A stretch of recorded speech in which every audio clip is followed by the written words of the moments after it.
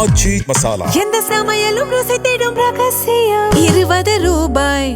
S, வீடு, schools, hotels, store room இங்கெல்லாம் partition wall கட்டணும்னாலும் இப்போ பில்டிங் ஓனர்ஸோட first choice Renocon Rapid Wall Panels. No compromise. உங்க சைடுலயும் எங்க சைடுலயும். It's a GT promise. GT Holidays, South India's #1 travel brand. Single largest பார்ட்டியாக தாவேக உருவாகியிருக்கு. விஜய் தான் முதல் ஆக போறாருன்னு நம்ம எல்லாருக்கும் தெரிஞ்சிருச்சு. கிட்டத்தட்ட 108 இடங்கள்ல வந்து விஜய் ஜெயிச்சிருக்காரு. நான் இந்த அளவுக்கு வருவார் நினைக்கல. பெரம்பூரில் போட்டியிடுறார். சென்னை சுற்றுப்புற வட்டாரத்தில் சென்னை, காஞ்சிபுரம், திருவள்ளூர், செங்கல்பட்டு இந்த 4 மாவட்டங்களில் ஒரு பெரிய அதிர்வலை ஏற்படுத்தும் என்பதை இந்த பெண் அமைப்பு ஏன் உணரல? திமுக கோட்டை சேரதெல்லாம் பெரிய ஓட்டையை போட்டாரு. முதலமைச்சர் கொளத்தூரிலே தோற்று போகிற நிலை, இதெல்லாம் எப்படி உணராமல் போனாங்க? திமுக இந்த அளவுக்கு வீழ்ச்சியை சந்திச்சிருக்கு சார். இதுக்கு யார் சார் காரணம்? முதலமைச்சர் அவர்கள் யாரையுமே கலந்து பேசுவதே இல்லை. அதிகாரிகள் கிட்ட போய் ஆட்சி ஒப்படைத்தார். குறிப்பாக உதயச்சந்திரன், டேவிட்சன். உதயச்சந்திரனால் உதயசூரியன் ஆட்சி வீழ்ந்தது. முதலமைச்சருடைய மைத்துனர் ராஜமூர்த்தி பதிவு பண்ணியிருக்கார், எடுத்து பாருங்க. இளம் சுருதி அவர் போடுறார் Twitter. PK Sekar Babu is main reason for தலைவர் defeat at Kolathur and Chennai east district DMK all winning constituency. அப்போ சென்னையில் அறிவிக்கப்படாத முதலமைச்சராக சேகர் பாபு இருந்தாரா? யாரையும் ஃபங்க்ஷன் பண்ண விடாமல் தடுத்தாரா? ஸ்கீம்ஸ், நிறைய ஸ்கீம்ஸ். தமிழ் புதல்வன், புதுமை பெண், காலை சிற்றுண்டி திட்டம், விடியல் பயணம், 1000 ரூபாய் உரிமை தொகை, எண்ணற்ற நலத்திட்டங்கள். ஆனால் உங்களுக்கு ஓட்டு வரலையே. Highest corruption of ministers and officials. இதனால தான் யங்கஸ்ட் ஓட்டர்ஸ் இந்த மாதிரி டர்ன் அவுட் ஆயிருக்கு. அன்பில் மகேஷ் பள்ளி கல்வித்துறை அமைச்சர் ஜெயிச்சாரா? தோத்தார். ஏன் சொந்த ஊர்ல ஏன் ஜெயிக்க முடியல? கட்சிக்காரனை மதிக்கல. அமைச்சர் துரைமுருகன் 87 வயசு, ஆசை விடலை. எதுக்கு சீட்டு கொடுக்குறீங்க? ஏங்க தலைவர் முடிவு எடுத்துருக்கணுங்க. திமுக தலைவர் ஸ்டாலின் முடிவு எடுத்திருக்க வேண்டும். அங்க அதிமுக திமுக மாறி மாறி கஷ்டம். தாவேக ஜெயிச்சிருச்சு. தேவையா உங்களுக்கு? இப்போ விஜய்க்கு இது ஒரு பாடம். நீங்க திமுகவை எப்படி தூக்கி எறிந்தார்களோ அதே போல உங்களையும் தூக்கி எறிவார்கள். உஷாராருங்க. நீங்க ஸ்கீமு, டெண்டரு, இதை எதுலையுமே பணம் அடிக்காதீங்க. மக்களுக்கு ஓட்டுக்கு பிறந்தெல்லாம் வந்துட்டீங்களா? நீங்க இதே பாலிசியை கடைசி வரை கடைப்பிடிங்க.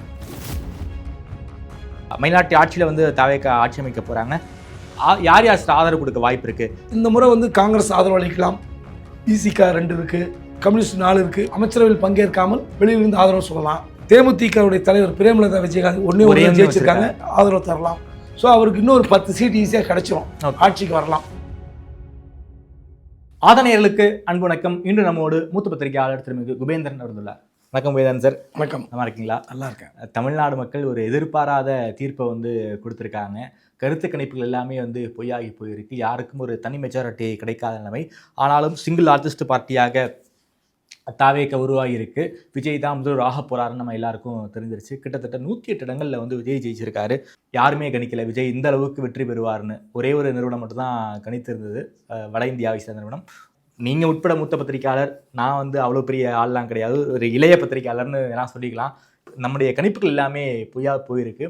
மக்கள் முடிவெடுத்திருக்காங்க. எப்படி சார் பார்க்குறீங்க?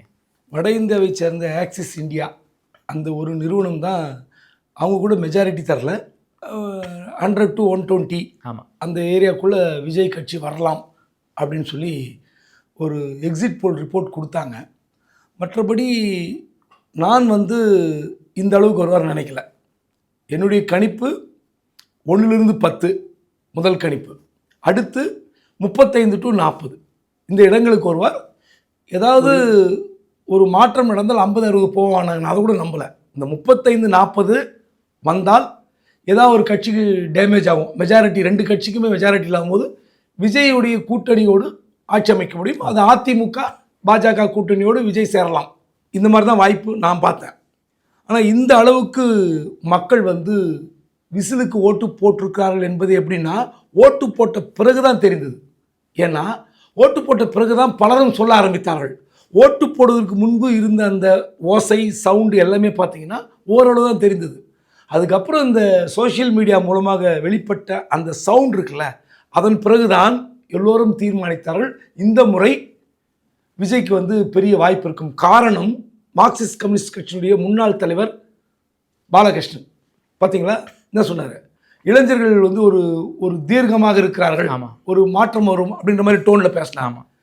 திருமாவளவன் லைவ்ல சொல்லும்போது விஜய் கட்சிக்கு ஒரு பெருவாரியான எதிர்பார்ப்பு கிடைக்கும். இருக்கு அப்படிலாம் சொன்னார். ஸோ அந்த களத்தில் வேலை பார்த்த பிறகுதான் பல இன்ஃபர்மேஷனை கூட்டணி கட்சிகளே உணர்ந்தார்கள். ஆனால் திமுக இதில் முக்கியமாக பார்க்க வேண்டியது, திமுக ஆளுங்கட்சி, அவங்களுக்கு இன்டெலிஜென்ஸ் இருக்குது. பெண்ணுன்னு ஒரு அமைப்பை வந்து அவருடைய மருமகன் நடத்தினார். இதை தவிர ஒரு தேர்ட் பார்ட்டி ஏஜென்சியும் வச்சு சர்வேலாம் பண்ணிட்டு இருந்தாங்க மந்த்லி ஒன்ஸ். ஸோ அவங்களுக்கெல்லாம் கிடைக்காத இந்த அலை, முதலமைச்சர் கொளத்தூரிலே தோற்று போகிற நிலை, இதெல்லாம் எப்படி உணராமல் போனாங்க? ஸோ மேபி உணர்ந்திருந்தா முதலமைச்சர் தொகுதி மாறி இருப்பார். அப்போ நமக்கு தெரிஞ்சிருக்கும் சென்னை உள்ளிட்ட பல தொகுதிகள் விஜய்க்கு ஃபேவராக இருக்குன்னு. யாருக்குமே தெரியலையே. ஸோ அதனால் இந்த தீர்ப்பு வந்து, அதாவது அலை அடித்து ஒரு முழுமையான அலை வீசவில்லை விஜய்க்கு. வீசி இருக்கிறது, ஆனால் அவர் வந்து 108.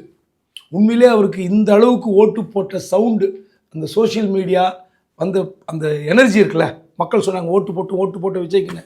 ஏன்னா திமுகவுக்கு ஓட்டு போட்டவங்களும் அதிமுக ஓட்டு வெளியே சொல்லலை. எஸ், விஜய்க்கு ஓட்டு போட்டவங்க இப்படி வெளியே வந்த பிறகு 170 to 180 போயிருக்கணும். ஆனால் ஒரு பக்கம் திமுக 3வது இடத்துக்கு போய் 2வது இடத்துக்கு வந்து விட்டது. 2வது இடத்துல அதிமுக 3வது இடத்துக்கு தள்ளப்பட்டிருக்குது. ஸோ திராவிட கட்சியில் ஓரளவு பேலன்ஸ் பண்ணியிருக்கு. அந்த சில தொகுதிகளை தக்க வைத்திருக்கிறது. பல விஐபி தலை உருண்டு போயிருக்கிறது முதலமைச்சர் ஸ்டாலின் கூட. ஸோ இது எதிர்பாராத ஒரு தீர்ப்பு. நான் எதிர்பார்க்கல. ஓகே, நான் ஒரு பத்திரிகையாளராக இந்த அளவுக்கு போல அதிகபட்சம் 40 தொகுதிகள். ஓகே சார், திமுக இந்த அளவுக்கு வீழ்ச்சியை சந்திச்சிருக்கு சார், இதுக்கு யார் சார் காரணம்? முழுக்க உங்கள் பேட்டியில் இன்னும் ஆதாரத்தோடு இருக்கும். அதிகாரிகள் ராஜ்யம் நான் பலமுறை பேசியிருக்கோம். ஆமாம், ஆதன் சேனலில் இன்னும் அதற்கு நீங்கள் எடுத்து பழைய கட்டுக்கூட போடுங்க. முதலமைச்சர் அவர்கள் ஒரு வித்தியாசமான அணுகுமுறையை கடைபிடித்தார். அது ஏன்னு தெரியல. தலைவர் கலைஞரிடம் பயிற்சி பெற்றவர். 2வது, இப்போ இருக்கிற சகாக்கள் பலரும் அவருக்கு நெருக்கமானவர்கள், யாரும் புதிதானவர்கள் கிடையாது. யாருமே ஸ்டாலினை வெறுக்கக்கூடிய 2ஆம் கட்ட தலைவர்களே கிடையாது. நேரு வெறுப்பாரா? பெரியசாமி வெறுப்பாரா? தங்கம் தினசு வெறுப்பாரா? தாமு அன்பரசன் வெறுப்பாரா? சக்கரபாணி வெறுப்பாரா? யார் வெறுக்க போகிறார்கள்? எல்லோருமே அவருக்கு அணுக்கமானவர்கள். ஆனால் யாரையுமே கலந்து பேசுவதே இல்லை. மிகப்பெரிய தவறு. அதிகாரிகள்கிட்ட போய் ஆட்சி ஒப்படைத்தார். குறிப்பாக உதயச்சந்திரன், டேவிட்சன். இந்த ஆட்சிக்கு ஆரம்ப காலத்தில் டேவிட்சன் உளவுத்துறை தலைவர், உதயச்சந்திரன் S1 செக்ரட்டரி 1. அவர் தான் எல்லாரையும் தீர்மானித்தார். யார் எஸ்பி, யார் கலெக்டர், இவங்க 2 பேர் தீர்மானித்தார்கள். அமைச்சர்கள் கேட்கிற எஸ்பி கலெக்டரோடு கிடையாது. எந்த தகவலும் முதலமைச்சருக்கு போகிறதா என்பது சந்தேகம் இருக்கிறது. 2வது, இவரும் பேசுறதில்ல. ஸோ மிகப்பெரிய ஒரு குழப்ப நிலை. ஸ்கீம்ஸ், நிறைய ஸ்கீம்ஸ். திராவிட மாடல்ன்ற வார்த்தை புதிய வார்த்தை, 2.0 புதிய வார்த்தை, தமிழ் புதல்வன், புதுமை பெண், காலை சிற்றுண்டி திட்டம், விடியல் பயணம், 1000 ரூபாய் உரிமை தொகை, அயலகத்திற்கு செல்வதற்கு படிப்புதவி தொகை, எத்தனையோ திட்டங்கள் எல்லாம் செஞ்சுங்க. ஸ்கீம்ஸ், தமிழ்நாடு மக்களுக்கு பலன் கிடைத்தது. ஆனால் உங்களுக்கு பலன் கிடைச்சதா? ஏன் கிடைக்கல? கட்சிக்காரர்களை சந்தோஷமாக வச்சுக்கல. ஃபஸ்ட் முதல்ல கட்சிக்காரங்க, அந்த கட்சி என்ற கட்டமைப்பு மிக முக்கியம். பலமுறை சொல்லியிருக்கோம். ஒரு அமைச்சர் போர்டு போடுறார் வீட்டு வாசலில், இங்கு என்னை சந்திக்க யாரும் வரக்கூடாது, டிரான்ஸ்ஃபர், பணிமாறுதல், மியூச்சுவல் டிரான்ஸ்ஃபர் அல்லது வேறு எந்த உதவி கேட்டும் இங்கே யாரும் வரக்கூடாது. அமைச்சர் மா சுப்பிரமணியன் போர்டு மாட்டியிருந்தார். போடலாமா? யார் வருவாங்க உங்கள் ஆஃபீஸ்? யார் ஒன்றா வரட்டுங்க.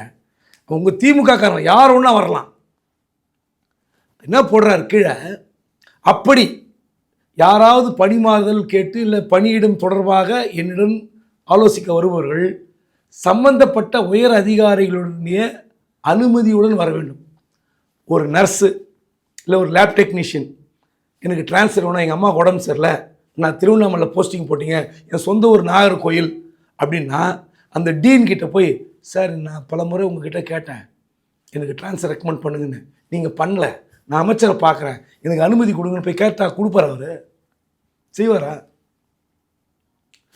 ஒரு சாதாரண ஆள் இல்லை ஒரு கட்சிக்காரனை புஷ்ட்டு வர்றாரு, நீங்கள் செய்யணுமா செய்யக்கூடாதா? நியாயமாக இருக்கிற பட்சத்தில் பணத்துக்காக செய்யாதீங்க. அப்போ உங்கள் துறையில் பணம் லஞ்சம் விளையாடலையா? இல்ல, மருத்துவர்கள் லஞ்சம் விளையாடவில்லையா? டிரான்ஸ்ஃபரே நடக்கலையா? இதெல்லாம் முதலமைச்சர் காதுக்கு போச்சா? முதலமைச்சர் காதுக்கு போச்சா? யாருக்கு தெரியும்? யார் சொல்லியிருக்கணும்? அன்பில் மகேஷ் பள்ளி கல்வித்துறை அமைச்சர் ஜெயிச்சாரா? தோத்தார். ஏன் தோத்தாரு? 2 மாதங்களுக்கு முன்பு நேரு உள் விளையாட்டு அரங்கில் என்ன மாதிரி ஷோ பண்ணாரு? கல்வியில் சிறந்த தமிழ்நாடு. அழுதாரா? சில நிகழ்ச்சிகள்லாம் பார்த்து அழுதாரா? மாணவர்கள் பேசுந்து ஜெயிச்சாரா? இல்லை. ஏன் சொந்த ஊரில் ஏன் ஜெயிக்க முடியல? ஏன் ஜெயிக்க முடியல? கட்சிக்காரனை மதிக்கலை. ஏதோ பெரிய ஒரு எங்கேயோ ஒரு உங்களுக்கு பராக்கிரமம் வந்து விட்டது. எங்கேயோ நீங்கள் உலகத்தில் மேல் லோகத்தில் பெரிய தேவர்கள் மாதிரி, அப்படியே ஒரு மன்னர்கள் மாதிரி. ஏன் அந்த மனப்பான்மை? நேரு ஜெயிச்சதுக்கு குறைந்தபட்சம் கட்சிக்காரர்களை மதித்தார். குறைந்தபட்சம் மதித்தால்தான் அவர் பல நன்மைகளை கட்சிக்காரன் செய்தாலும் ஜெயிச்சார். இல்லை அவரும் தோற்றிருப்பார். முதல் சர்க்கிள் அவர் தான். அமைச்சர் நேரு பின்னாடி வந்து ஃபர்ஸ்ட் ஃபிளாஷ் நியூஸ் அவர் தான். அப்போ யோசித்து பாருங்க, எவ்வளோ பெரிய தலைகள்லாம் வந்து தண்ணி குடிச்சுது. அப்போ இதுலேருந்து ஒரு சிந்தனை நீங்கள் யோசித்து பாருங்க, பலன் போயிருக்கலாம். நான் பல முறை சொல்லியிருப்பேன், கட்சிக்காரங்க கூப்பிட்டு பேசணும், அமைச்சர்கள் கூப்பிட்டு பேசணும். இன்றைக்கா போய் மிரட்டுறது, உருட்டுறது. இவர் சாஃப்ட்டு தான், முதலமைச்சர் சாஃப்ட்டு தான். ஆனால் தன்கிட்ட வந்தால் அட்வான்டேஜ் எடுத்துப்பாங்கன்னு ஒதுங்கினார் தெரியுமா? அதுதான் மிகப்பெரிய தவறு. அந்த காம்ப்ளெக்ஸ் அவர் வந்தே இருக்கக்கூடாது. நீங்கள் இன்றைக்கி ஒன்றிணைவோம் வா, தமிழ் வெல்லும் தமிழ் பெண்கள், இதெல்லாம் ஸ்கீம் நீங்கள் பேசுனீங்களே, நடைமுறையில் இருந்ததா? நடைமுறையில் உங்களை பார்த்து பேச முடியுமா? எந்த அமைச்சர்களாவது உங்களிடம் மனவிட்டு பேசினார்கள்? நீ கேளுங்க, பேட்டி சொல்லுவாங்க. ஒருத்தரும் பேசல. இதெல்லாம் மிகப்பெரிய தவறு, மிகப்பெரிய வீழ்ச்சி. கொளத்தூருக்கு அவர் செய்த நன்மைகள் கொஞ்சம் நெஞ்சமல்ல. ஒரு எந்த முதலமைச்சரும் தனது முதலமைச்சராக இருப்பவர் அந்த சட்டமன்ற தொகுதிக்கு மாதத்திற்கு 10 முறை 8 முறை போயிருப்பாங்களா? ஜெயலலிதா, கலைஞர், காமராஜர் இல்லை, யாராவது போயிருப்பாங்களா? ஆனால் ஸ்டாலின் அவர்களை அடிக்கடி கொளத்தூரில் பார்க்க முடிந்தது. அங்கே ஒரு மாவட்ட தலைநகருக்கு என்னெல்லாம் செய்ய வேண்டுமோ, மாவட்ட மருத்துவமனை அந்தஸ்து, ஆமாம், அப்புறம் அனிதா அச்சீவர்ஸ் அகாடமி, முதல்வர் படைப்பகம், ரோடு ஸ்கீம்ஸ், ஏகப்பட்ட பார்க்கு லைட் எல்லாம் இறக்குனாங்க. அப்போ மக்கள் வந்து நன்றி பாராட்டவில்லையா? நன்றி நினைக்கவில்லையா? அலை திமுகவுக்கு எதிரான அலை, விஜய்க்கு ஆதரவான அலை. அப்போ இது ஏன் உணரல? பெரம்பூரில் போட்டியிடுறார். சென்னை சுற்றுப்புற வட்டாரத்தில் சென்னை, காஞ்சிபுரம், திருவள்ளூர், செங்கல்பட்டு இந்த 4 மாவட்டங்களில் ஒரு பெரிய அதிர்வலை ஏற்படுத்தும் என்பதை அந்த பெண் அமைப்பு ஏன் உணரல? திமுக கோட்டை சேரதெல்லாம் பெரிய ஓட்டையை போட்டாரு. எம்ஜிஆர் காலத்திலே திமுக எப்படி ஜெயிச்சது? சென்னை மண்டலத்தில். ஆமா, எம்ஜிஆர் சென்னையில போட்டி போடல, திமுக இருக்கிற வரைக்கும் தான் பரங்கிமலையில போட்டி போட்டாரு. ஒரு இடம் தாங்க ஜெயிப்பாரு, ஒரு இடம் ஜெயிப்பார். 2001 ஜெயலலிதா ஆட்சி காலத்தில் 7 இடம் ஜெயிச்சாங்க. எனக்கு தெரிந்து வேற எங்குமே கிடையாது.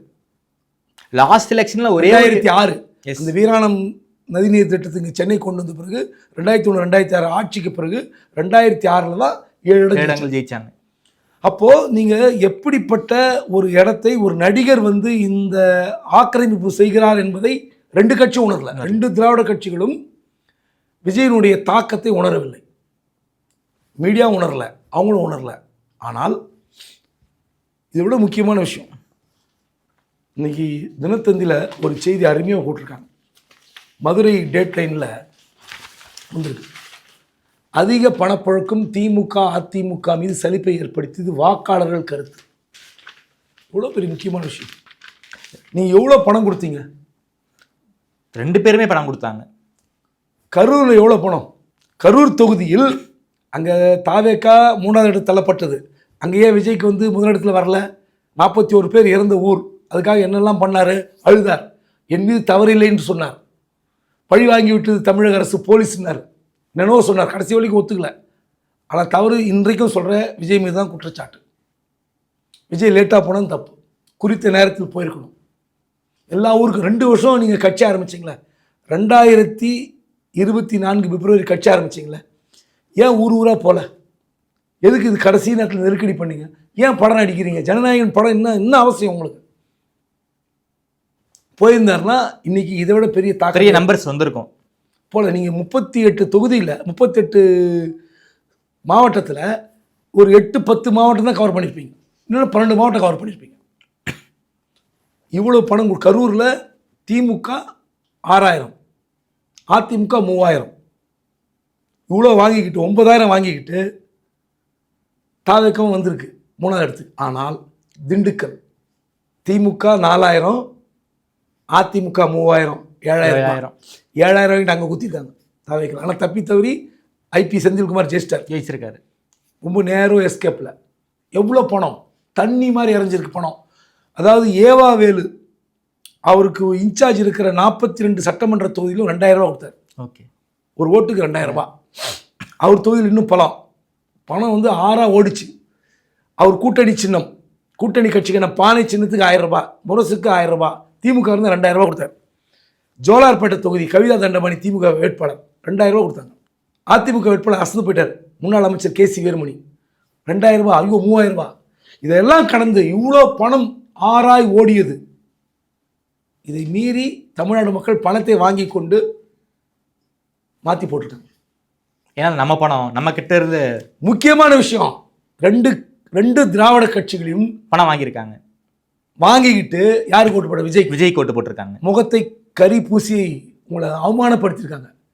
நீங்கள் ஸ்கீம்ஸில் கொள்ளடிக்கணும், டெண்டரில் கொள்ளடிக்கணும், மற்றதெல்லாம் கொள்ளடிச்சுக்கிட்டு மக்களுக்கு பணம் தரணும் ஓட்டுக்கு.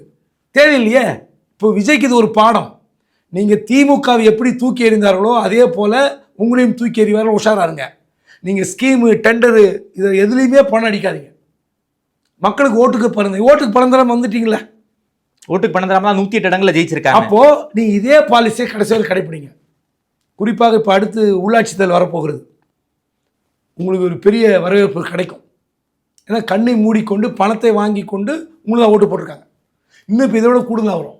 நீங்கள் நல்ல ஆட்சி கொடுக்க வேண்டும் என்றால் ஊழல் செய்யாதீர்கள். ஏன்னா பணத்தை இந்த முறை மக்கள் மதிக்கலை. PFன்னு ஒன்று வாங்காதீங்க, பார்ட்டி ஃபண்டே வாங்காதீங்க. அதாவது உங்களை வந்து தொழிலதிபர்கள் ஏமாற்றுவார்கள். எனக்கு கொடு, தாமரை செல்வன் கொடுக்காதீங்க, குபேந்திரன் கொடு, என் கம்பெனி போவேன், அதோட நல்ல கமிஷன் வாங்காதீங்க. Genuine tender. இந்த ரோடு போட்டால் 20 வருஷம் தாங்கணும், பிளாட்ஃபார்ம் போட்டால் 25 வருஷம் வரணும், போட சொல்லுங்கள். வெளிநாட்டில் எப்படி பண்ணுறான்? தமிழ்நாட்டில் இங்கே சென்னையில் நான் ரோட்ஸ் பற்றி உங்ககிட்ட பேசியிருப்பேன். சென்னை ரோட்ஸ் எப்படி, இன்டீரியர் ரோட்ஸ் எவ்வளோ கேவலமாக மோசமாக இருக்காங்க.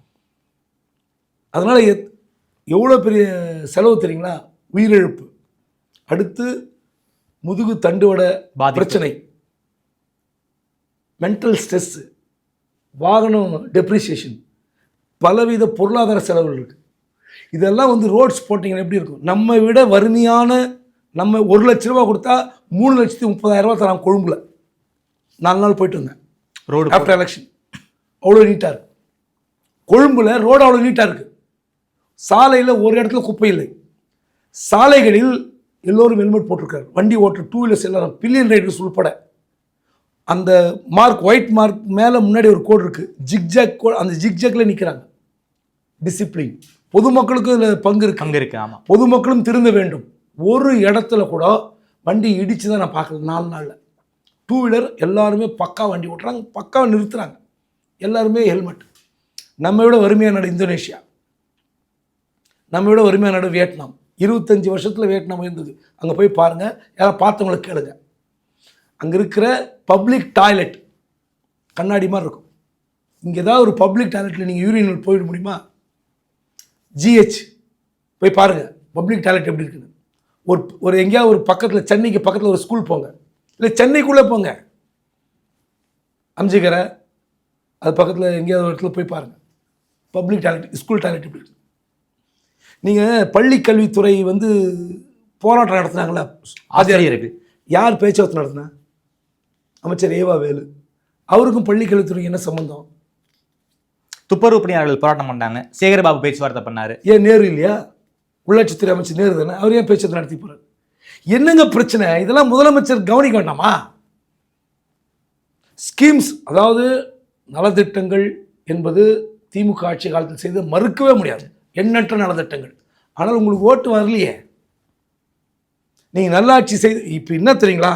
Highest corruption of ministers and officials. இதனால தான் யங்கஸ்ட் ஓட்டர்ஸ் இந்த மாதிரி டர்ன் அவுட் ஆயிருக்கு. ஓகே, வேறு ஒன்றுமே கிடையாது. Highest corruption of officials and ministers. உண்மையிலே நீங்கள் தம்மன்னு ரோடு நீங்கள் ஒன்றும் வேண்டாம். சென்னையில் கிண்டியில் ஐஐடியிலேருந்து தரமணிக்கு வளையிற ஒரு 880 மீட்டர், 1 கிலோமீட்டர் கூட கிடையாது, 880 மீட்டர் ஒரு பாலம் கட்டினாங்க. அவசரமாக திறந்தாங்க. யூட்டர்ன் பாலம் தானே? யூட்டர்ன் பாலம். அதுக்கு என்ன விமர்சனம் வந்துச்சு? திறந்தாங்கல்ல, என்ன பண்ணாங்க? என்ன விமர்சனம் சோஷியல் மீடியாவில்? பிரிட்ஜ் ஆடுதுன்ட்டான். ஐடி பீப்புள் பிரிட்ஜ் ஆடுது. ஏன்னா அதுக்கப்புறம் அங்கே வெறும் அந்த சிமெண்ட்டு வந்து ஏதோ ஷேக் ஆகுது, சரியாக போடலை. அதுக்கு மேலே தார் ஊற்றுனாங்க. மறுநாள் நைட் தார் ஊற்றி அதை சரி பண்ணாங்க. எதுக்கு அவசரப்பட்டு திறக்கிறீங்க? இன்னும் சொல்ல போனால் அமைச்சர் ஏவாவேலு டிஎம்எஸ்லேருந்து சைதாப்பேட்டை 4 கிலோமீட்டருக்கு ஒரு ஸ்டீல் பிரிட்ஜ் கட்டினார். ஆமாம், ஜனவரிக்குள்ளே திறக்க போகிறோம், 6 மாதத்துல. நல்ல வேலை திறக்கலை. வேணான்ட்டார் சிஎம், தயவுசெய்து திறக்காதன்ட்டார். இன்னும் முடிக்கவே இல்லை. இன்னும் முடிக்கவே இல்லை. ஆமாம், ஒரு பார்ட் இங்கே நீங்கள் தேவர் சிலையிலேருந்து திறந்துடலாம் அப்படின்னாங்க. இந்த பக்கம் தேவர் சிலையிலேருந்து தேனாம்பேட்டை வரைக்கும் இறங்கவே இல்லை. ஸோ அவசரமாக பாலம் கட்ட வேண்டியது. அவர் மாவட்டத்தில் ஒரு பாலம் இடிஞ்சு விழுந்தது. எஸ், புயல் வெள்ளத்தில் திருவண்ணாமலை மாவட்டத்திலே ஒரு பாலம் இடிஞ்சு விழுந்தது. அப்போது என்ன கட்டுமானம், எவ்வளோ கமிஷன் வாங்கியிருந்தா அது தரமற்று போய் இடிந்து விழுந்திருக்கும். திமுக ஆட்சி வீட்டுக்கு போனதுக்கு காரணம் கலெக்ஷன் கரப்ஷன் கமிஷன் தான். அதாவது முதல்ல வந்து கட்சிக்காரர்களை மதிக்காதது ஆட்சி நடத்தியது. இரண்டாவது அதிகாரிகள் ராஜ்யம். மூன்றாவது தான் இந்த கலெக்ஷன் கரப்ஷன் கமிஷன் வந்து கரப்ஷன் எக்ஸஸாக வாங்குது. அதிகாரிகள் கொள்ளை அடித்தது அதிகாரிகள். கொஞ்சம் லஞ்சம் கிடையாது அதிகாரிகள். நீங்கள் கேட்கறதுக்கு ஆளே கிடையாது. இன்னும் சிஎம் கிட்ட யாரும் புகார் பண்ண முடியாது. அமைச்சர்களை கையில் போட்டுக்கிட்டு அதிகாரிகள் அடித்த கொள்ளை லூட்டிங் வந்து அதிகம். அதனால் விளைவு தான் இன்றைக்கி திமுக இந்த நிலைமை வந்திருக்காது. இது நான் சொல்லலை. ஸ்டாலினுடைய மைத்துனர் ராஜமூர்த்தி அவர் பதிவு பண்ணியிருக்கார். இந்த தேர்தலில் திமுக தோற்று போனதற்கு காரணம் சில அமைச்சர்களும் சில அதிகாரிகளும். யாரு? முதலமைச்சருடைய மைத்துனர் ராஜமூர்த்தி, கிள்ளை ரவிச்சந்திரன், கடலூர் மாவட்டம் பிச்சாவரம் பக்கத்தில் கிள்ளை ரவிச்சந்திரன் வழக்கறிஞர். உதயச்சந்திரனால் உதயசூரியன் ஆட்சி வீழ்ந்தது பதிவு பண்ணியிருக்கார். எடுத்து பாருங்க சோஷியல் மீடியாவில். இன்னைக்கு எழும்பூர் எம்எல்ஏ பரந்தாமன் சேகர் பாபுவால் தோத்துட்டோங்கிறாரு. எப்படி சொல்கிறாரு? எப்படி சொல்ல? அவர் மாவட்ட செயலர், அவருக்கு சீட்டு கொடுக்கல. அதை தாண்டி ஆனால் அவருடைய அட்ராசிட்டியை பதிவு பண்ணுறார். எனக்கு இரவு முழுவதும் உறக்கமில்லை, இந்த முகமே என் கண்களை மூடினாலும் வந்து கொண்டே இருக்கிறது. அப்பழுக்கற்ற அரசியல் தலைவர், யாருக்கும் தீங்கு நினைக்காத குழந்தை உள்ளம் கொண்ட தலைவர். யார்? ஸ்டாலின் சொல்கிறார். அவர் எப்படி தோத்தார்? அந்த தொகுதியுடைய இன்சார்ஜ் யார்? சேகர் பாபு. எப்படி சிஎம் தோத்தார்? பதில் சொல்லணும்னு கேட்குறார். நியாயமான கேள்வி. பரந்தாமன் கேட்ட கேள்வி நியாயமான கேள்வி. அது மட்டுமல்ல, 2011, 16, 21 3 முறை அந்த தேர்தலில் நின்றார் கொளத்தூரில். யார்? ஸ்டாலின் அவர்கள். அப்போது சீஃப் ஏஜெண்டாக இருந்தவர் கிரிராஜன், எம்பி கிரிராஜன் வழக்கறிஞர். அவர் போய் அங்கே அறிவாலயத்தில் பேசியிருக்காரு நேற்று. என்னை வந்து அங்கிருந்து வேலைச்சேரிக்கு மாற்றினது யார்? நான் சீஃப் ஏஜென்ட். எந்தெந்த பூத்தில் எவ்வளோ ஓட்டு விழுன்னு எனக்கு தெரியும். என்னை தூக்கிட்டு சேகர் பாபு தலைக்கு பெருதணும் என்று அவரே ஆடினார்.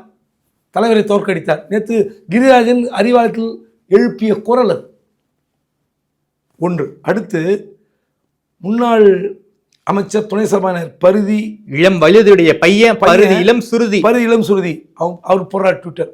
PK Sekar Babu is main reason for தலைவர் defeat at Kolathur and Chennai east district DMK all winning கான்ஸ்டிட்யூன்சிஸ்.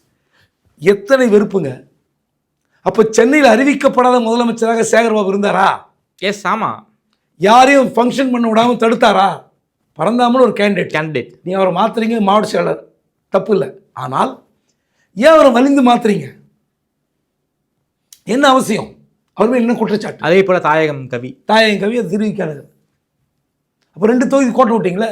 ஒருவேளை நீங்கள் பரந்தாமன் கொடுத்தா ஒருவேளை ஜெயிச்சிருக்கலாம், இல்லை ரவிச்சந்திரனை தூக்கி எக்மோர் நிறுத்தியிருந்தால் ஜெயிச்சிருக்கலாம், தாயகவி அங்கே நிறுத்தியிருந்தால் கூட டஃப் ஃபைட்டு கொடுத்துருக்கலாம்.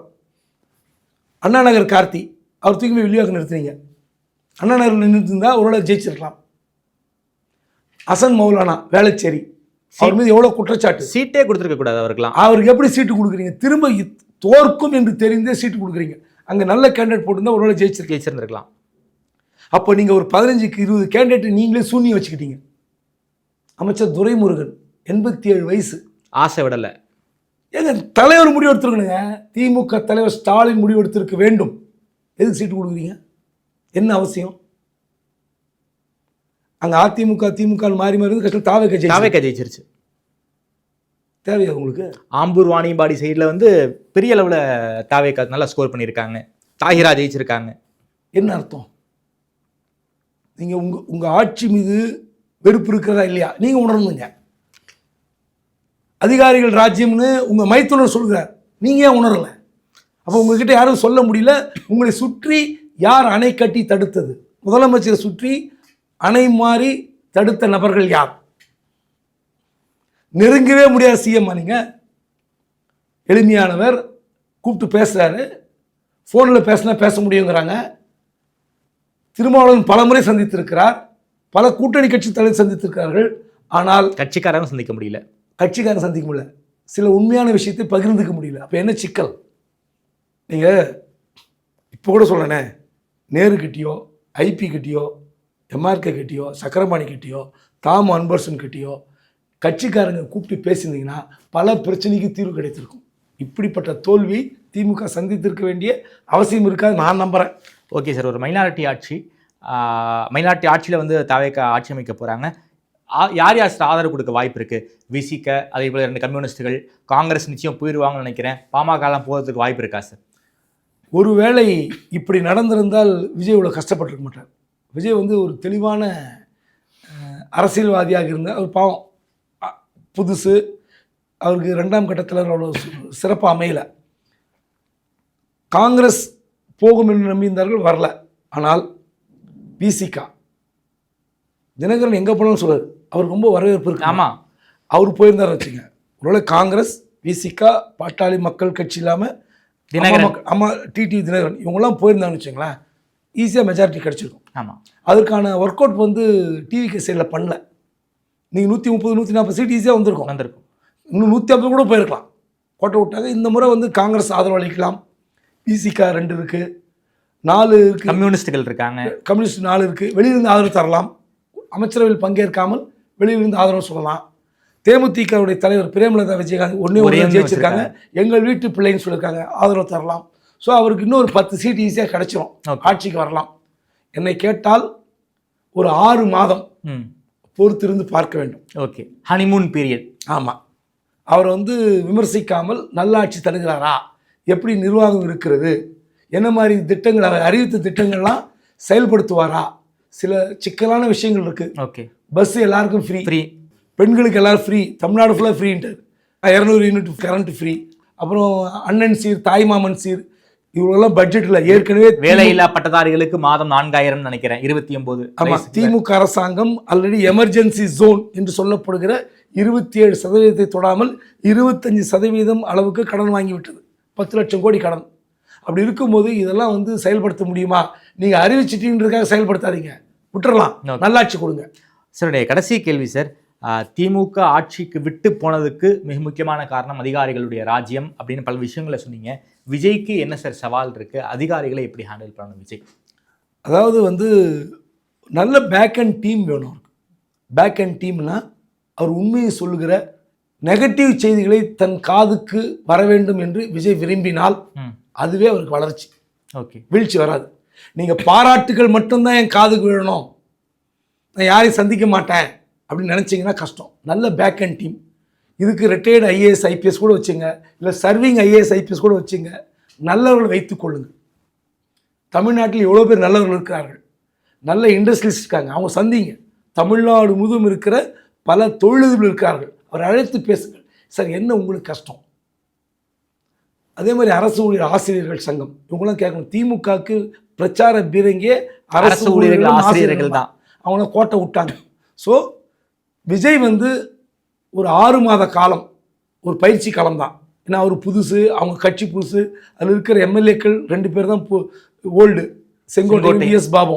ஸோ செங்கோட்டையனுக்கு எந்த அளவுக்கு பவர் இருக்கும், அவர் எந்த அளவுக்கு நீங்கள் சுதந்திரமாக அனுமதிப்பீங்களான்னு தெரியாது. ஆனால் அவர் ஓரளவுக்கு அட்மினிஸ்ட்ரேஷன் தெரியும். அந்த அட்மினிஸ்ட்ரேஷனை வச்சு நீங்கள் அலோவ் பண்ணலாம். ஆனால் அதிகாரிகளை நம்பாதீங்க. ஓகே. எந்த அதிகாரி நம்பாதீங்க, வெரிஃபை பண்ணுங்க. ஏன்னா உங்களை ஈஸியாக ஏமாற்றக்கூடிய அதிகாரிகள் தான் தமிழ்நாட்டில் இருக்கிறார்கள். ஏன்னா 2 அதிமுக திமுகவும் அப்படித்தான் பழகி வைத்து விட்டது. பேக்கேஜ் டெண்டர், மொத்தமாக டெண்டர், அதாவது அடிமட்ட வியாபாரிகள் சிறு குறு டெண்டரை எடுத்து இந்த 50 லட்சம் 1 crore இந்த பட்ஜெட்டே கிடையாது. 50 கோடி பட்ஜெட், 200 கோடி பட்ஜெட், அந்த மாதிரி பிஸ்னஸ் பண்ணுறவங்களே அழிஞ்சு போயிட்டாங்க. தமிழ்நாட்டை சேர்ந்த பல தொழிலதிபர்கள் சின்ன சின்ன கான்ட்ராக்ட் பண்ணுறவங்க எல்லாரும் அழிச்சிட்டாங்க. 2 திராவிட கட்சி அழிஞ்சு போச்சு, அழிச்சிட்டாங்க. அதனால் நல்ல டீமை கையில் வச்சுங்க தயவுசெய்து. ஏன்னா உங்களுக்கு தினந்தோறும் உள்படுக்கை தான் இது. அரசாங்கத்தில் உட்காந்த உடனே ஏகபோக ராஜ்யமாலாம் வாழவே முடியாது, பைத்தியம் பிடிக்கும். அங்கே பிரச்சனை இங்கே பிரச்சனை இங்கன்னு. ஸோ உங்கள் கட்சிக்காரர்களை கண்ட்ரோல் செய்வதற்கான ஒரு உத்தரவும், அடுத்து இந்த அதிகாரிகள் எப்படி செயல்பட வேண்டும் என்ற 2வது உத்தரவும், 3வது நிர்வாகம் எப்படி இருக்கும். நீங்கள் ஆசைப்பட்டீங்களே திமுக அப்படி பண்ணிச்சு அதிமுக அப்படி பண்ணிச்சுன்னு, இது 2ம் பண்ணக்கூடாதுன்னு எதுன்னு நினைக்கிறீங்களோ அதுக்கு ஒரு நல்ல டீம் வச்சு பண்ணுங்க, அதுவே போதும். ஓகே சார், பல்வேறு விஷயங்களை பற்றி ரொம்ப வெளிப்படையாக பேசியிருக்கீங்க. குறிப்பாக திமுக எப்படி தோத்தாங்க, அதிகாரிகளை நம்பியது, கட்சிக்காரர்களை ஏமாற்றியது, அவங்களுக்கு செய்ய வேண்டியது இதெல்லாம் இதுதான் திமுகவுடைய தோல்விகளுக்கு காரணங்கிறத பற்றி ரொம்ப விரிவாக பேசியிருக்கீங்க. விஜய் என்ன செய்யணும் என்ன செய்யக்கூடாது அப்படின்னு ஒரு கன்ஸ்ட்ரக்டிவான விஷயங்களை ரொம்ப வெளிப்படையாக பேசியிருக்கீங்க. நேரம் கொடுத்து பேசியமைக்கு நன்றி வேந்தன் சார். நன்றி.